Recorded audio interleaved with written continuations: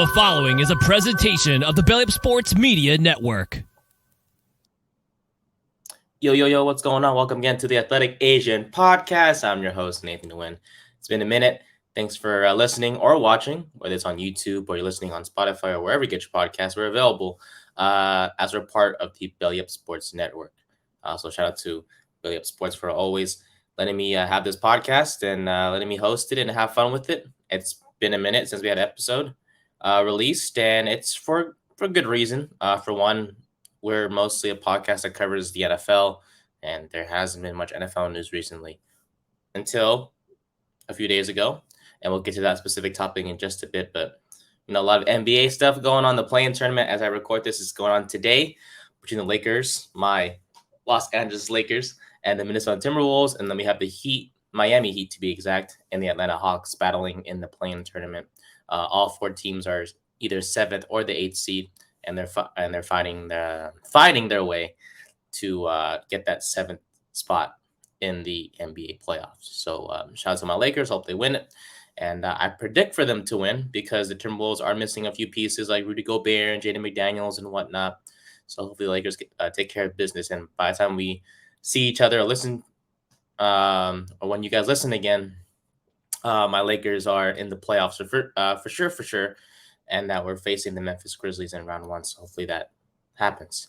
I think the play-in tournament also goes on tomorrow, and it goes all the way until, I think, Friday, I'm not exactly sure. But regardless, hope my Lakers get in regardless. So, all right. Like I said, not much NFL news going on until a few days ago when Odell Beckham Jr. joined the Baltimore Ravens, even though there was so much speculation about him joining the New York Jets because we know about Aaron Rodgers and his situation. The former Green Bay Packers quarterback is likely not even going back to Green Bay because he said himself that he was going to go to the Jets, that he is basically a New York Jet. It's just a matter of compensation. As of today, the president of the Packers, Mark Murphy, I believe is his name. Right now the holdup from his point of view is just the compensation as to what the Packers are going to get back in exchange for Rodgers. Honestly, I don't know why it's taking so long to get this deal done, but it's going to get done. It's just a matter of when. I doubt there's going to be any setbacks in terms of the trade's going to be called off. It's just a matter of when it's going to get done. And the draft is 2 weeks away. Yeah, 2 weeks away. So hopefully a deal gets done before the draft or even during the draft. Who knows? Because right now we're just waiting, and anything could happen at any moment, like the Odell Beckham Jr. News, because no one expected him to not join the Jets. That's who Aaron Rodgers wanted. He had a wish list, as we all know. He wanted guys like Allen Lazard and Odell Beckham Jr. Randall Cobb was another guy, I think, as well. And I was like, okay, Odell's going to the Jets. It's just a matter of when it's going to happen, right? That's not the case. And Baltimore met with Odell, apparently, and they got some chemistry going, and they got a deal done to the point where I was like, okay, great. So Odell's now a Raven, and now it's just a matter of how much the money's going to be, the contract and whatnot. It's a 1-year deal worth up to $18 million with incentives. Because the original deal, according to ESPN, is $15 million, I believe, and then there's $3 million in incentives that he can earn throughout the course of this upcoming season. Odell, I mean, he's great. His first 3 seasons in the league with the New York Giants, I do miss him as a Giants fan. He had over 1,000 yards in every single season in his first 3 years. He fell off in 2017, but he got injured, of course. Came back in 2018 and 2019. Had 1,000 yards again in those 2 seasons, and then after that, starting in 2020, he was with the Browns. I should mention in 2019 he was traded to the Browns at that time, and he also had 1,000 yards in his first season with Cleveland, and then he kind of just fell off after that, getting hurt in 2020, coming back in 2021, but he got traded from Cleveland, or should I say released from Cleveland and joining the Rams. At that point in time, he was outstanding for the Rams during that year. That's the same year they won the Super Bowl. And Odell played in that specific Super Bowl, was phenomenal. Had 2 catches, 50-something yards. I think he had a touchdown grab, if I'm not mistaken, but he was playing really well. And then after that, it was bad to the point, he got injured, as we all know, and tore his ACL, and he's been recovering ever since. And here we are now. Here we are to the point where he's now signed with another NFL team. He worked down in Arizona, and I'm sure a lot of teams are intrigued, including my Giants, of course. And we had a conversation. I'll say we, like I'm the Giants. The Giants had conversations with him, and things are well. It's good that the Giants talked to him to sort of mend things, because we know how rough the split between Beckham and the Giants was. At that time, the GM, Dave Gettleman, traded him away, even though he signed him to a massive extension, trading him not even 12 months into that extension. There's likely going to be bad blood. And over the past 6 months or so, Odell went on a show called The Barbershop, or The Shop, I believe this is what it's called, produced by LeBron James, I think. And he was like, I feel like me and Saquon Barkley didn't get to finish what they set out to do, which caused a lot of speculation amongst Giants fans, amongst the NFL. It's like, hey, is Odell really going to go back to the Giants? But at the same time, money wise, it wasn't there. The Giants couldn't offer him the money that he wanted. And we already had guys like Darren Waller come in via trade. Paris Campbell signed with us via free agency.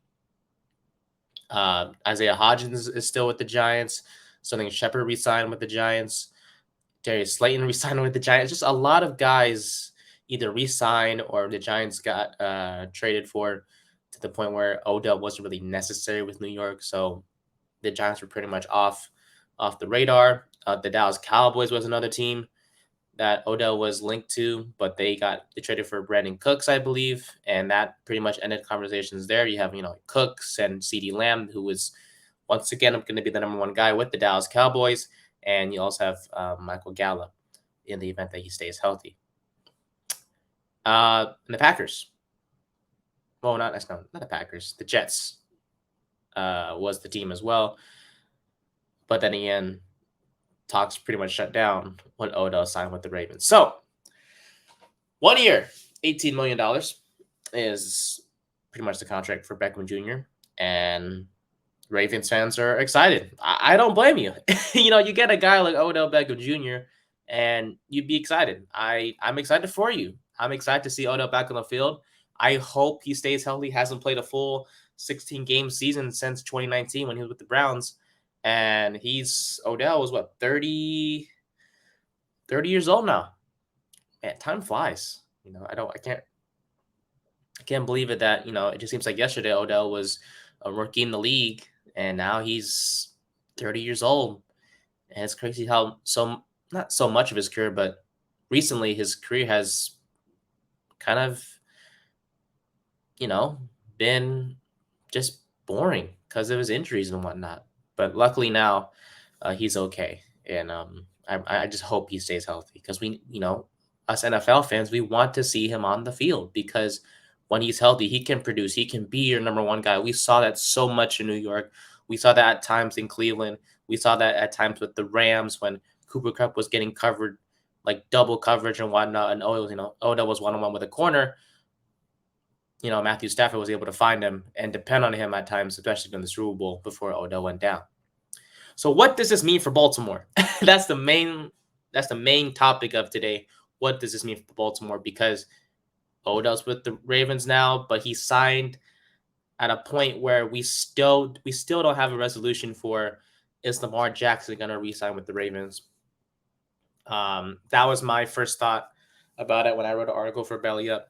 I was thinking, okay, you sign Odell, but that doesn't really mean anything for Lamar Jackson, because he's still not officially on the team. You're still waiting on an extension for Lamar. The Ravens, as we all know, placed a non-exclusive franchise tag, which means another team could sign Lamar Jackson. The Ravens could match that deal, but if they don't match the deal, in exchange for Lamar, they get 2 first-round picks back. So far, no team has bought in to that offer. So it's still a standstill between Lamar and the Baltimore Ravens. But I give it less than 24 hours after that trade was announced. We found out that Lamar and Odell have been FaceTiming one another, talking about a future in which they would play together and win a Super Bowl together, which is obviously everyone's main goal in the NFL is to win a Super Bowl. And that kind of solidified the fact that not officially, but Lamar is going to come back and be a Baltimore Raven. It's just a matter of when. I mean, it seems like whenever it comes to this quarterback drama in this offseason, it's the key word is when. When is this gonna happen? When is this deal gonna get done? When is he gonna resign? When is he gonna be back on the field? Just the key word of this offseason is when it comes to quarterbacks, and Lamar Jackson is no exception. So, with this signing of Odell Beckham Jr., Lamar Jackson is pretty much going to come back. The Ravens are going to get a deal done. After this signing, even though it doesn't seem like a lot, it really does mean a lot towards Lamar coming back because now you have a true wide receiver number one. This is no offense to Rashad Bateman, no offense to Devin Duvernay, because those two guys, they're serviceable. They're really good. I mean, Bateman was a first round pick for a reason, coming out of Minnesota. Devin Duvernay has speed. But the Ravens haven't had a 1,000-yard wide receiver since 2021, I believe, with Marquise Brown, who's now in the Cardinals. Played his first season with Arizona last year. And let's look at last season, right? Lamar Jackson threw for 2,242 yards. Obviously got hurt. Only played 12 games. Tyler Huntley, Anthony Brown stepped in as well at quarterback. But looking at statistics, the main, I guess, pass catcher was Mark Andrews. He led the team with 847 receiving yards. And the next guy after him was Demarcus Robinson with 458 receiving yards. And this is no offense to Demarcus Robinson, but if you have a wideout room of Demarcus Robinson, Deshaun Jackson, and Sammy Watkins, and Tylan Wallace, along with Duvernay and Bateman, let's push Duvernay and Bateman to the side for a minute. Demarcus Robinson, Deshaun Jackson, Sammy Watkins, and Tylan Wallace. Not the best receiving core to have out there that could help your quarterback win games. I get it. You work with what you got, but that isn't the best crew to have out there. And that just showed that how badly of a need wide receiver was for the Ravens. You go back to 2021, when Lamar was, out there with his receiving core, he had Marquise Brown and Bateman was still there. Watkins was there as well. But at least you had Marquise Brown who could stretch the field and serve as a true serviceable number one guy that you can depend on. And Marquise Brown had 1,008 yards receiving on 91 catches. But once again, Mark Andrews was the leading pass catcher with 1,361 yards. So, in summary, I do think the Odell signing helps out a lot. Odell is pretty much more than likely going to be the number one guy. And then Rashad Bateman will be the number two wide receiver. Devin Duvernay will still be there. And this doesn't change anything about the Ravens' plans to possibly draft a wide receiver in the first or second round, depending on what they want to do. But the Odell signing does help things out a lot for Baltimore. Helps out a lot with the Lamar Jackson negotiation factor. And let's not be surprised if Lamar gets signed within the next few weeks, maybe before the draft starts. Because this is going to be very, very fun to see with Lamar and Odell on the field together. And don't forget the running game, because Lamar still has his legs, and he still has J.K. Dobbins, and he still has Gus Edwards in the backfield. So Ravens fans, we can breathe, relax, and just, sleep well knowing you have a true wide receiver number one. Those are my thoughts on the Odell Beckham Jr. signing with the Baltimore Ravens.